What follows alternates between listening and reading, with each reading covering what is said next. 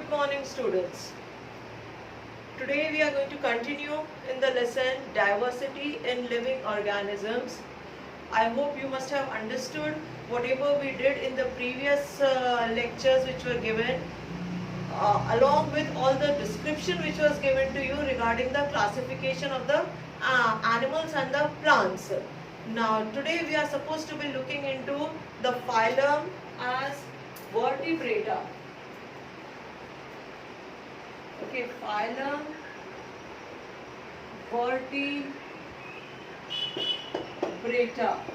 Okay, now this phylum, the name itself suggests that this animals belonging to this, they are going to be possessing the vertebral column. Okay, the vertebral column is present. Now basically what do we mean by a vertebral column? Vertebral column, it is a bony structure. It is a bony structure that runs through our back, that is the dorsal part of our bodies, and which gives main support to our body. Okay, the main supporting bony structure, that is as an exoskeleton, sorry, as an endoskeleton. Okay, it's a case of an endoskeleton. From the internal part, it is giving our body the support which it needs, and at the same time, it gives a surface for the attachment of the muscles. Okay, muscle attachment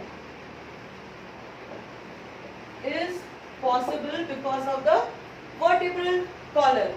Then the other features which are going to be present, the normal features like cavity, that is coelom is present. Then they are all going to be bilaterally symmetrical. Okay, bilaterally they are going to be symmetrical. Then notochord is going to be present. Okay, notochord present. Development of the organs is going to be to make the bodies more and more complex, we can be saying, and at the same time individualized system, means as a respiratory system, as a circulatory system, digestive system, reproductive system, these all organs are going to be developed to a higher scale. Okay, and what else can we add to this? To this list we can add this word also. They are all going to be triploblastic. Okay, that means the three-layer wall is going to be present: ectoderm, mesoderm, and then the endoderm. Then when we talk about this vertebrata as a phylum, it is further subdivided into 6 classes. Okay, it is divided into 6 classes. Now each of this class, along with the example, is now what we are going to be looking into in this video. So first class under the phylum as vertebrata, that is what we talk about as cyclostomata. Okay, cyclostomata. Now normally when we say the word stomata, we refer to the leaf, the plant, but here there is children no connection with that. Means we can be understanding that there can be pores present. No, nothing at all. Then when we talk about the prefix as cyclo, we find, okay, we always connect it with something which is cyclic by nature. Here again there is no connection with anything, neither cyclo nor stomata, but the name is cyclostomata of this particular class. Now if you look into the features belonging to this particular class, firstly they are all going to be long, elongated bodies. Okay, long elongated, just like that eel fish. Like eel fish which is there, like eel fish, that long elongated body is going to be there. Then in the front there is going to be a mouth which is going to be rounded. Okay, so there is going to be a rounded mouth. Okay, mouth-like structure is present, but still there are no jaws. Okay, jaws, this part, no jaws demarcation is going to be there. Then if we compare them to a fish, we find that fishes have scales on their body, but these no scaling, means no scales are present. Okay, and since these are all aquatic, okay, they are all going to be aquatic, the body or the skin is slimy. Okay, slimy, like slippery, so that they will be finding it easier to be moving in the water. And additional features which we can add on over here, there are going to be, means the breathing is going to be there through the gills. Okay, and yes, these are going to be mostly, they are present in the form of parasites. Okay, they are present in the form of the parasites, and we call them as ectoparasite. Okay, now let us understand the meaning of this word as ectoparasite. When we say that the body wall is triploblastic, the outermost layer we call it as ectoderm. Okay, so means ecto is something which is related to the outside. So ectoparasite, meaning that these are as a parasite but present on the outer surface of the body. Means they are present inside our body. Like our tapeworms, then those roundworms under that nematoda class, how they are present inside our body system. These are not present inside. They can be present since they are aquatic. Whatever the life form which is available over there, on that they are going to be existing in the form of ectoparasite. Like if we have to talk about ourselves, the lice, okay, the lice that we find in the hairs, these are present as an ectoparasite on us. Means they are present on the outside, but of course they are deriving nutrition from our bodies, so we are going to call them as a parasite.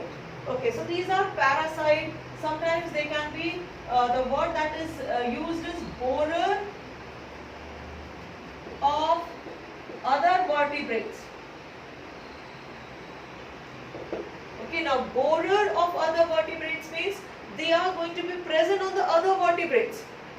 Okay, means boring means something drilling, means they have got attached over there in the form of the other vertebrates. They are going to be present, but the formation is going to be of the parasitic relationship. Example you can take of petromyzin, okay, which is commonly called as lamprey. Okay, petromyzin, it is a fish-like structure. Fins are going to be present, gills are present, but internal body structure, if we look into, it is going to be like a slight amount of the notochord is going to be seen, that is as a vertebral column. That is why we are putting it under the phylum as vertebrata. That is our Cyclostomata class under the phylum vertebrata. Now we are moving ahead, looking into the next class, and that class is Pisces. Let us refer to them and let us remember them. Pisces, that is as the fish. So the moment we remember it as fish, all the features of the fish we are generally well aware of. In fact, from now onwards, from the starting point of these fishes, there are going to be the animals which we have frequently come across, we have seen them. So the understanding and then remembering their examples, it is going to be much more easier for us. So let's talk about the Pisces. Pisces under the vertebrata phylum means that vertebral column is definitely going to be present. That vertebral column, it can be, okay, the vertebral column, it can be either in the form of cartilage or it can be bony plus cartilage. Okay, depending upon the type of the fish that we are talking about, it can be a soft cartilaginous vertebral column, or then it can be a bony along with cartilage structure, it can be present. Then the remaining features, yes, they are all going to be coelomate, means the body cavity will be there. Triploblastic, they are going to be there. Then the heart, two-chambered heart. Okay, two-chambered heart. Breathing through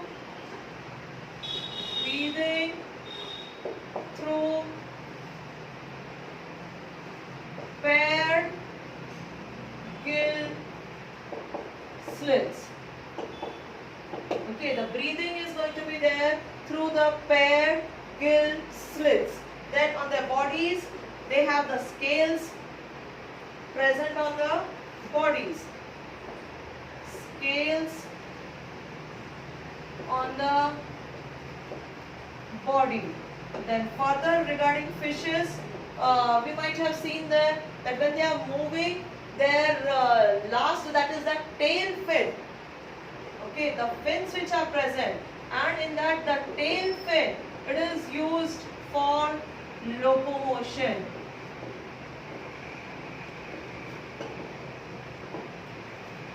Okay, these are the general characteristics or the general features, normally what we associate them with the fishes as a class under phylum Vertebrata. Then you can be remembering and you can be practicing of the diagram which has been given of the fish like Scoliodon, and for that matter even Rohu. Okay, these two fishes diagram is what you can be remembering about. So these are the general characteristics of the class that is as Pisces, that is the fish category. Then third, let us move on to now another category, that is the amphibians. And yes children, one of the most important characteristic that we have to talk about the fish, that is all of them are going to be aquatic. Okay, no doubt fishes, the word fish itself, it should be resonating with us that they are all going to be aquatic by nature. Some of them can be marine, some of them can be from the freshwater, river water fish also. Now coming to the class that is as amphibians. The remaining features are all going to be present over here also. Here the main characteristic which is related as far as their habitat is concerned is that they are found both in water as well as land. Okay, in many of the species it is found that the breeding takes place. Breeding or the laying of eggs. Laying of eggs, it takes place in water. Okay, laying of eggs. Now here we can be remembering in our mind the example frog, toad. These are the common examples of the class as amphibians. Okay, so we understand that a tadpole is going to be swimming off in the water. Means that breeding has taken place in water, but normally frogs we find them around us also, means they are present on the land. Means an adult frog can be found on a land as well. Then their breathing. Okay, if the breathing can be of two types here, that if they are on land, they are going to be utilizing the lungs. Okay, just like us. If they are on land, then they are going to be utilizing their lungs. While in water, then they are going to be utilizing the gill slits. Okay, so these are the distinguishing features that we find in case of the amphibian category. And yes, the heart, it is made up of 3 chambers now. 3-chambered heart. Okay, a heart structure is present. A three-chambered heart is what is found in case of the amphibians. And as I said, the common examples are going to be frog, toad, etc. Then we are moving on now to the next class. Now see children, remembering over here, it is much more easier regarding the features that we find. Why? Because these are the creatures that we have all seen. Okay, so we are able to relate with them. We are able to write down their characteristics. Even though a specific characteristic might not be mentioned, but still we know that the skin of the frog, it is slimy or it is slippery by nature. Some of them, they can be of green color also. A green toad is what is called as. So these are the features that what we know of, we can be definitely writing it off also. Then now we are moving on to the next class, that is as reptilia. The fourth class under the phylum as vertebrata, that is as reptilia. Okay, where all the reptiles are going to be found. Okay, now reptiles, when we say the word, we have to understand that these reptiles, either they have no legs, as that is the case with snakes. Okay, the reptiles, either no legs, means the movement is going to be through the body motion only. Completely the body is going to be used for the locomotion. Otherwise, if the legs are present, then the legs are going to be short legs. Okay, like say in the case of a lizard, salamander, okay, the desert lizard, all these means either no legs are going to be present, or then if the legs are going to be present, then they are going to be of very short height, so that they will be seen as if crawling on the ground. So when they are crawling on the ground, we have to understand that another feature is that they are all terrestrial. Okay, no more of the aquatic, they are now all terrestrial by nature, by their habitat. So depending upon what they are, either they can be giving off their eggs near the water, they can be burrowing of the eggs under the soil, under the sand. So depending upon what is their habitat, accordingly the breeding is going to be taking place, or the birth of a new individual is going to be taking place. But yes, they are all going to be oviparous. And I think so this term we are all well acquainted with. Oviparous means they are going to be laying down their eggs. So they are all oviparous by nature. So the body is going to be long, it is going to be elongated body, it is going to be bilaterally symmetrical. All those common features along with a well-developed vertebral column, these are going to be the constant features that are going to be definitely present even in the reptilia class as well.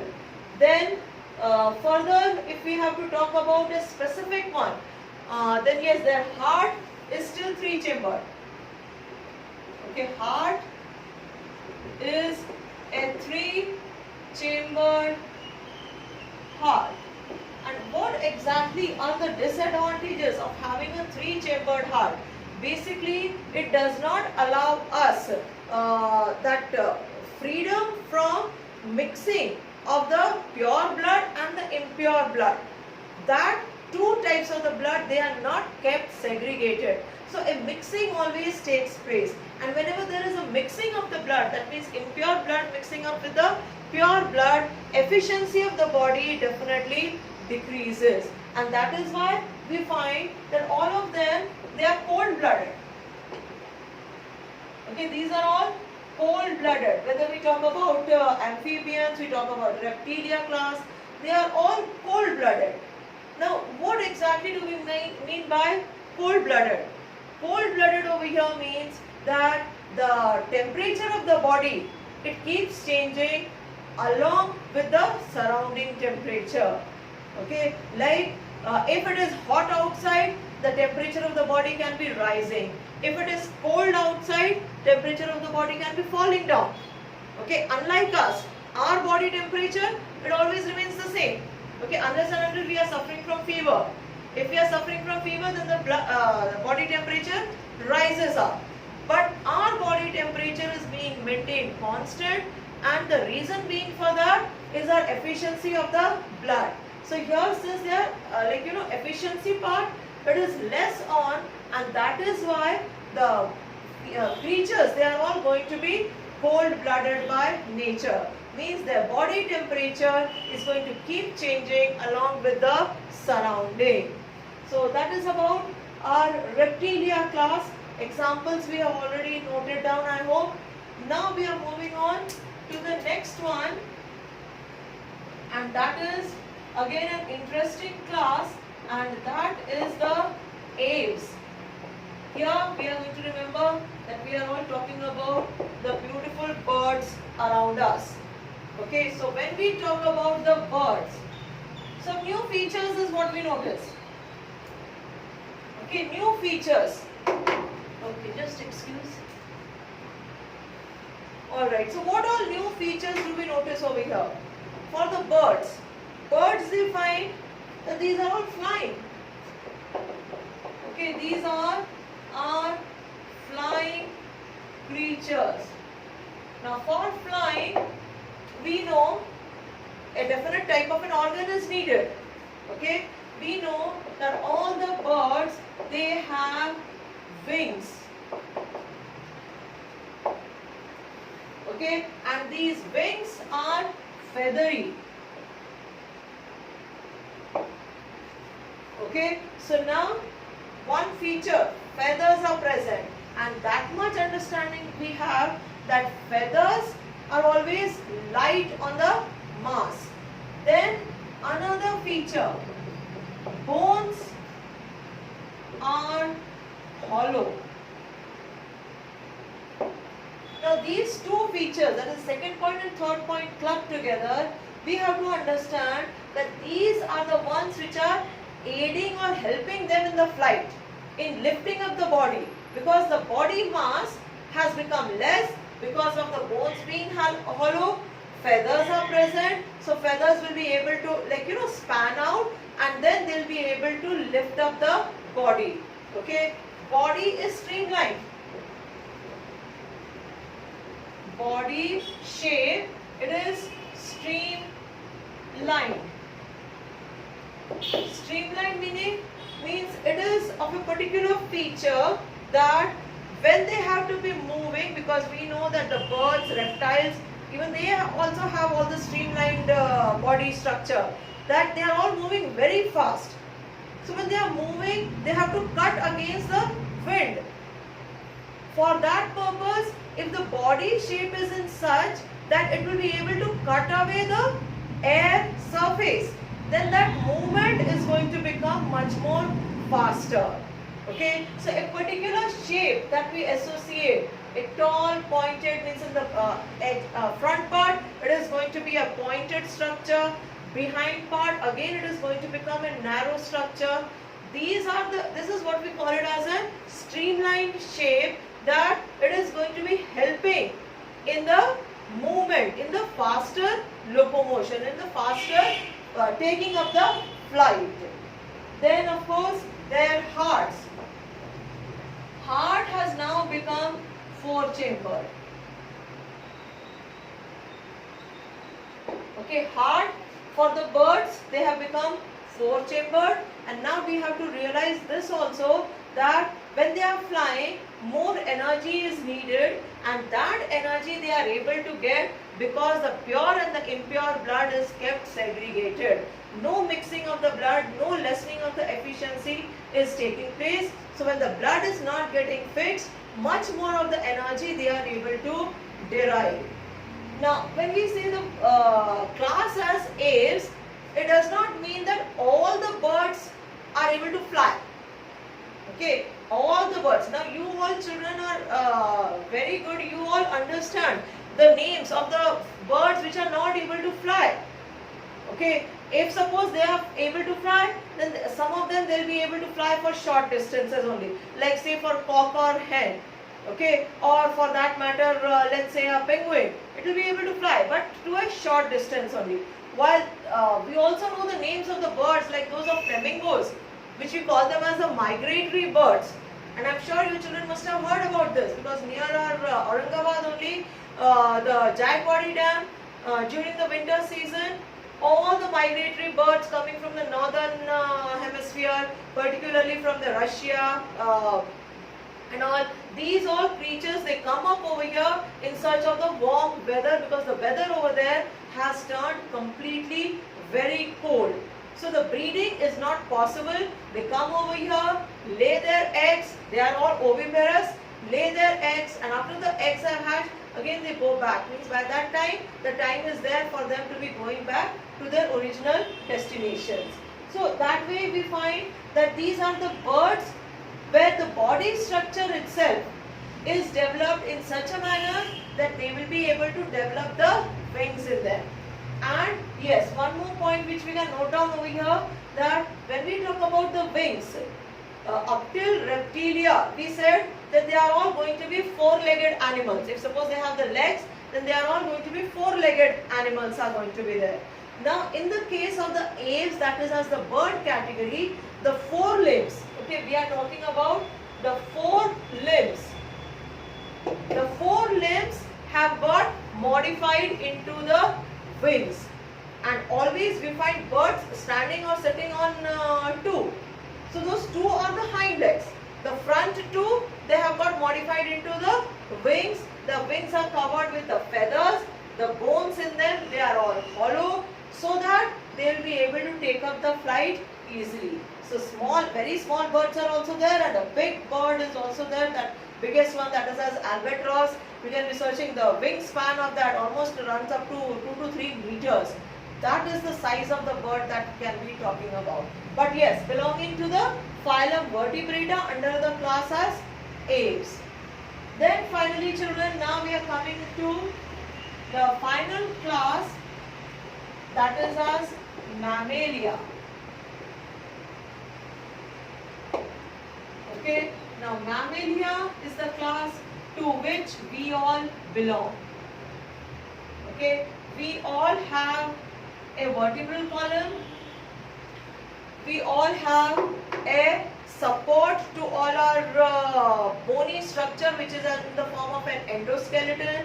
So it's going to be endoskeleton, skeleton. Then the body is going to be symmetrical. Complexity, definitely it has increased to the highest level, we can be saying. Each system, each organ performing its own individual function. Okay, so body system, okay, or the body structure, very complex. Alright, the body structure is very complex. Then if we talk about the heart, we know it is 4-chambered heart. Okay, 4-chambered heart, triploblastic, then the coelomate, all these characteristics are still present with us. Then through our vertebral column, our spinal cord runs. Okay, spinal cord, it runs in between the hole which is present in the vertebral column. So that spinal cord is the one which is associated with the nervous system. Then this vertebral column is providing the support to all the muscles which are attached with it. And most importantly, if we can say, what is the most distinguishing feature of this Mammalia class? It is that they are all viviparous. Okay, viviparous means they give birth to the young ones. Give birth to young ones. Okay, they give birth to the young one, and when a young one comes up, the Mammalia class, each member Well, the female is having the mammary gland. Mammary gland to produce milk. Okay, mammary gland, and that is why the name is coming as mammalia. So, mammary glands are present so that the young one who is born can be getting the immediate nourishment. So, these are some of the most important characteristics that we come across in the mammalia class. Alright students, now with this our classification, that is the diversity that we were looking into, I think so now we will be able to appreciate it very much, that yes, diversity, a huge diversity is present in the living organisms around us. Then how we have tried to group them so that it becomes easier for us to be understanding. So even though we might not be knowing their biological names, but if suppose we know that okay, they are giving birth to a young one, immediately it is going to click to our mind that yes, they are going to belong to the class as mammalia. So this is the importance, that when we put certain things into a group, the individuals to that group, they all bear the same characteristics. So the study becomes easier. Okay, we might not have seen a bat.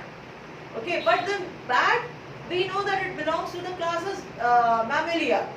So we know over there that yes, these are the certain features that it is going to be possessing. Of course, that is the only flying mammal which we know about of. Alright students, so now if suppose you are having any queries, you can be WhatsApping me. But otherwise, I am expecting you to be practicing the diagrams which I have already mentioned, and then revise this lesson, because next video it is going to be on a totally different chapter. Okay, we are moving away from biology now. One lesson from biology is what we have tried to cover. Now we are going to be going in, I think so for gravitation is the next lesson that we are going to be beginning with. Okay, so thank you children, thank you for watching, and keep studying regularly so that it is going to be helping in your understanding in these difficult times, and most importantly, stay safe. Thank you.